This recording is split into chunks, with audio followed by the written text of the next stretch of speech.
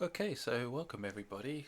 Welcome back for a brand new video going through today's update details for the patch notes for the 7.9 Disney Plus Hawkeye update.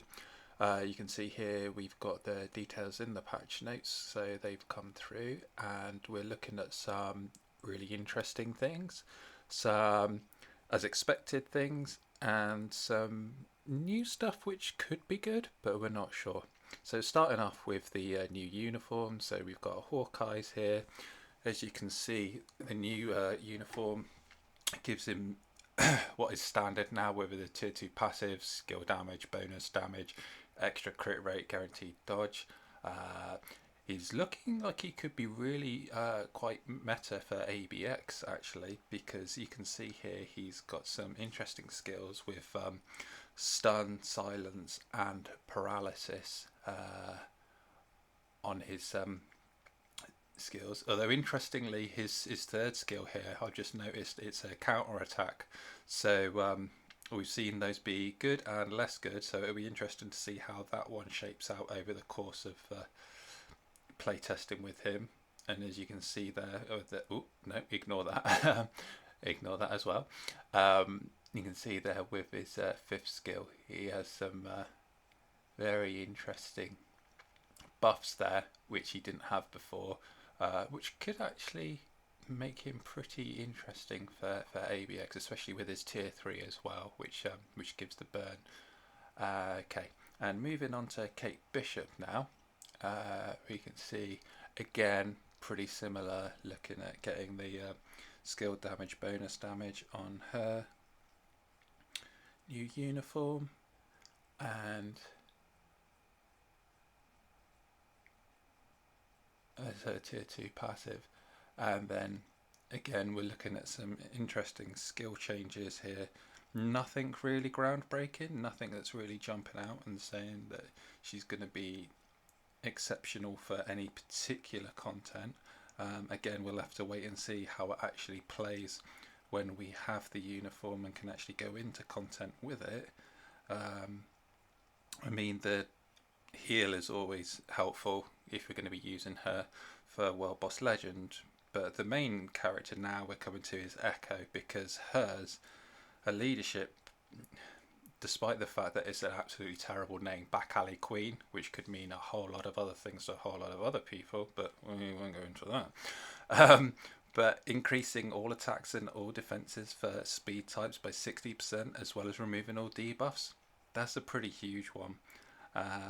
You can see her skills are looking pretty good, considering the fact that she's losing the Phoenix Force. But she seems to be gaining quite a lot of interesting buffs here. Chain hit damage, and then she's got again accumulation, recovery of HP, which again seems to be the standard now. And that's pretty much it. Hawkeye's tier 3 is looking pretty good. Again, this is where we see the burn and the bleed, the freeze, paralysis. So again, could be interesting. Could see him becoming meta for ABX. I'm not sure where he's going to fit in there, to be honest, because there are so many. The actual skill looks pretty cool though. Hopefully he'll be useful for World Boss Legend as well, with the two of these. Since Kate Bishop and Echo are both getting their Transcendence. Again, it's nothing new. It's nothing that we don't seem to see copy and pasted pretty much from everyone. It looks very nice here. You can see it with them in their normal uniforms. But here we get into the interesting stuff. The new features with story mode, getting autoplay and auto repeat. This could be very big. This could be interesting. Again, we're going to have to really wait and see how it plays out. So I think a lot of people will be auto playing it on the first day just to see how it actually works. It's looking like it's been very similar to Dispatch Mission, where you just pick a team, or you set it as being the auto progress, where you can use the designated characters, and then you just walk away, leave it, come back in say an hour or so, and it's all done for you. We'll go into more detail in that in a little while. And then we can see the Shield Archive, which looks like being an interesting mix. I'm not sure how it's going to play out in terms of what buffs you're actually going to see in a tangible way in game. But it looks like being an interesting mixture of the Epic Quest bonus missions where you're collecting stuff and the research missions where you're having to combine stuff. So we shall see how that works when we actually get to play with it. Again, new artifacts, nothing exciting on there. The season pass, unfortunately, seems to be the same old stuff. We really could have done with seeing something interesting, like maybe 10 echo bios there, but sadly it's not to be. New icons look great. I'm surprised they didn't keep the War Machine one for 4th of July with the old stars and stripes in the background there. New uniform collection and just some other smaller quality of life improvements there. Nothing too exciting. So, going into the game and seeing how it will work, let's have a look at story mission. So, as you can see here, as we go on to the right team, it'll be interesting to see. You can see with the little pink dots where the characters who should be there are there at the moment. Currently you have to go in and select them yourself. Be interested to see how they select it and if they choose like a leader and support and DPS role, or if they just put them in randomly as I've just done there. And obviously this is where you'll be getting your fragments, so a lot of people are looking forward to this just purely for the rewards as opposed to actually playing the game mode. I personally like playing the game mode, but again that's down to personal preference. And then with the other stages, you can see here, like some of them, it'll be interesting to see who they put in. If you only have one character, see this one, we only have White Fox. Will they just put in any other characters or no characters? Again, we'll have to wait and see. And then the other important factor, say if your characters aren't so powerful, I like to use my Betsy because she's pretty OP and my Shadow Shell isn't. So this is the team that I'm running currently. But with this stage in particular, 13.3, you do have stage hazards as well as enemies to fight.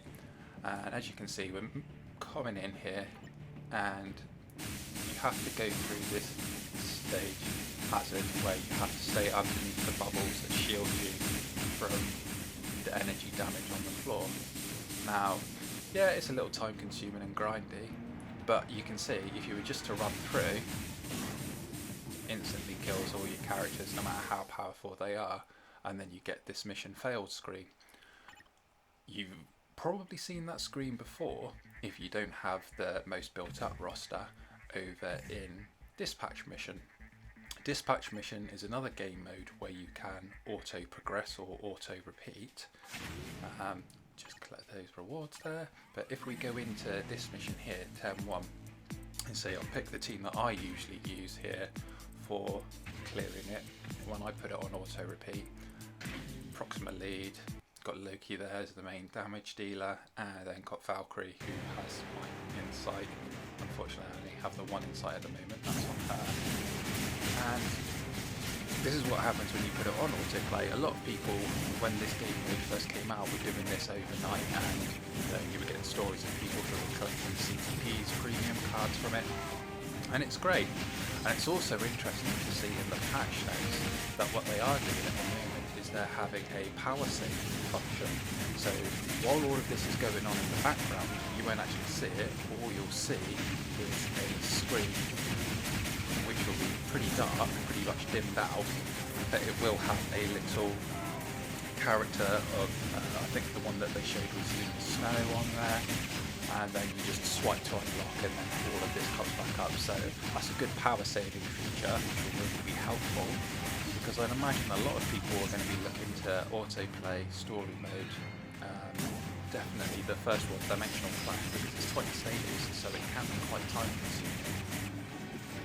The only worry, of course, is that maybe you're not necessarily going to get through, and this is why it's going to take some people like either myself or the bigger whales, the cynical exhibits to test this for the first few days and see how the autoplay and the auto progress functions really do work before people actually trust in enemies themselves. Some people may find that they can just put it on, they've got built up enough rosters or their characters built up enough with gurus and they've got great cards, and they can just leave it, come back, and boom, all 20 missions done. They've got all the characters, and they just collect all the rewards at the end of it. You know, you'd be looking at several hundred bios, a bunch of 3-star ISO, Uru, obelisks, that kind of stuff. But on the other hand, there could be the case where, as you can see, like even on this one, 10.1, which I've completed many times before, the time can vary based on the AI, the rotation it uses, RNG. Sometimes I can finish this with a minute left, sometimes I finish it with 40 seconds left, sometimes it can go down to like 2 or 3 seconds left, and sometimes it will fail. So, depending on how good that RNG is, especially on some of the later levels, or the All War, which is very heavily reliant on elemental damage only, you may see that sometimes when your characters will just go through, you'll come back after an hour of having, this thing's just got annoying you, and you'll see that, it only actually completed 4 times, and then the character's died and it just stopped. Whether or not they'll put something in to stop that, whether they'll put something in that's going to change that, we don't know. Again, but as you can see here, we only just did it with 10 seconds to spare. Are we going to get anything from this? Would be nice if we did a CTP. No, of course not. Don't be silly. So there, we can see that there. And of course there also is the auto repeat function as well. So on some of the story mode stages, I think 7.3 is a good one because it's nice and short. So we'll just put in the team here, we'll use Loki. I don't need to worry too much about leadership on this one. It's a fairly easy stage, but it's also a very quick stage, so it's handy to demonstrate. But you can see when you complete it the first time, obviously you have your however many percent chance, 25 for each character and then 25 for all characters surviving, so up to 100% chance to gain either 1 or 2 story fragments. So you can see here all 3 characters, plus if they all survive, that's your full 100%. And on the first clear we should at least get 1. We got the synergy, so that's good. So we got the 2 story fragments you can see there, along with the type enhancement cubes, some Norn stones, and the 16 kingpin bios. So you can just maybe, if you have a ton of energy and you're like really short of bios, just bash this one out, put it on auto repeat, so it it auto repeats 100 times. It doesn't take that long because it's a fairly quick stage to do. It's literally just boss battle 1, boss battle 2, done, and then you get various rewards. You're not necessarily guaranteed to get bios every time. Let's have a look here. We probably won't now, just to prove it. No, we didn't. Okay, so that just proves it. But you can, so it's a good one that you could, put it on auto repeat, leave it for a couple of hours and come back and you've got 300 bios or something. So that'd be interesting. As for this new mission, like I say, this shield mission, it looks like being a mix between the old Epic Quest collections. You can see up here in the top corner where you have to go to certain missions and repeat them to get the drops to collect certain items. As you can see, I haven't done these 2 because they're only for an enchanted Uro, whereas the Athena bios I really needed, and the Mega Mythic ticket obviously is a great price, so I wanted to get those 2. The other 2 weren't particularly great, so I left those. But the section where it says about combining 2 Mythic Uru reminds me very much of the Dimension research missions. So again, we'll have to wait and see how that shakes out. But I've been going on for quite a bit here, so I think I better wrap it up for now. Thank you guys for watching. I will be back later because I still haven't actually built up my Hawkeye or my Cape Bishop, so I'll be doing that. Hopefully it's not going to rinse me too hard of all my tier 3 materials, TCP and EOD, but we'll be getting those up to level 70, ready to transcend in tier 3, and I'll catch you in the next one. Okay, peace.